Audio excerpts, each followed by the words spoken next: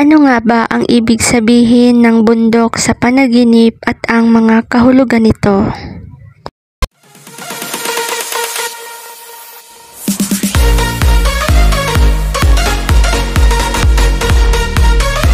Kung bago ka pa lang sa aking channel, i-click mo lang ang subscribe button at i-hit ang notification bell para lagi kang ma-notify sa mga susunod kong video.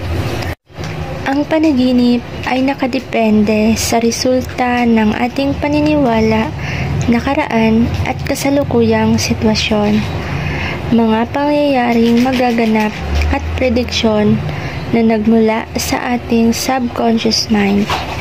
Itong video ay mga gabay lamang, hindi ito nakasulat sa iyong kapalaran. Ang mga simbolong ito ay galing sa mga taong eksperto at nagkwento sa akin. Kami ay mga gabay lamang at tanging ikaw pa rin ang pipili ng iyong landas at Diyos pa rin ang nakakaalam ng lahat. Ang pananaginip ng bundok, ito ay tumutukoy sa hamon at tagumpay sa buhay na tinatamasa mo sa hinaharap. Ating aalamin kung ano nga ba ang iba't ibang kahulugan ng bundok sa panaginip. Kapag ikaw ay nanaginip na umaakyat ka sa napakatayog at napakataas na bundok at halos nahihirapan ka sa pag-akyat dito, ito ay nagpapahiwatig na may mga pagsubok kang pinagdaraanan at nahihirapan kang malutasan ito. Nagpapahiwatig rin ito ng kakulangan ng lakas at tiwala sa iyong sarili. Maabot ang iyong mga minimithi o pinapangarap. Ang pangalawa, ikaw ay nakakita ng bundok, subalit hindi mo magawang umakyat. Ito ay nagpapahiwatig na marami kang mga alalahanin at takot. May mga bagay na gusto mong subukan, subalit dumarating ang takot sa buhay mo. Ito ay isang pahiwatig na nagkakaroon ka ng takot na harapin ang mga responsibilidad na nakaatang sa iyo. Ang mga tungkuling ito ay hindi mo pinapahalagahan.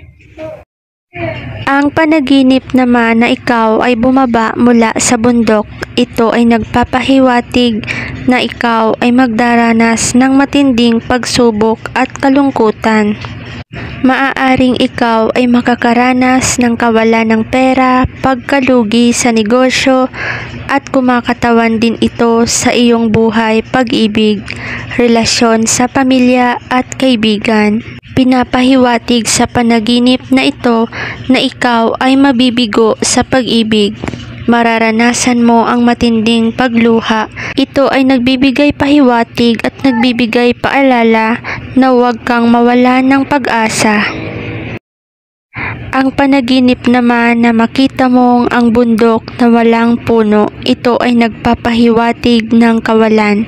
Ito ay simbolo na magdadaranas ka ng hirap sa kasalukuyan. Ito ay nagpapahiwatig na may taong mamamaalam at mawawala sa buhay mo. Maaaring ito ay tumutukoy na may taong iiwan ka sa biglaang pagtalikod sa mundong ibabaw, at maaari ring tumutukoy ito sa taong lagi mong kinakasama at bigla ka na lamang iiwan nito. Ang panglima, ikaw ay nanaginip na matagumpay kang nakaakyat sa tuktok ng bundok. Nangangahulugan ito na mapagtatagumpayan mo ang mga pagsubok na darating sa hinaharap. Ito ay isang magandang senyales ng tagumpay sa negosyo, karera at trabaho. Ibig sabihin ay mapagtatagumpayan mo ang lahat ng pagsubok na darating sa iyong buhay sa hinaharap.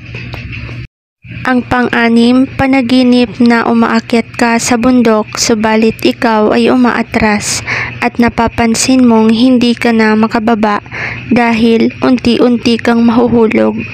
Ito ay nagpapahiwatig na may mga bagay na nagbibigay alinlangan upang mapagtagumpayan mo ang mga hamon na kinakaharap mo. Ang makita mo naman ang napakaraming bundok sa panaginip, ito ay kumakatawan na magiging magulo ang iyong pag-iisip sa hinaharap at wala kang sapat at isang desisyon na gawin ang mga bagay na makakabuti para sa iyong pagbabago. Ito ay nagpapahiwatig din ng isang paghahangad.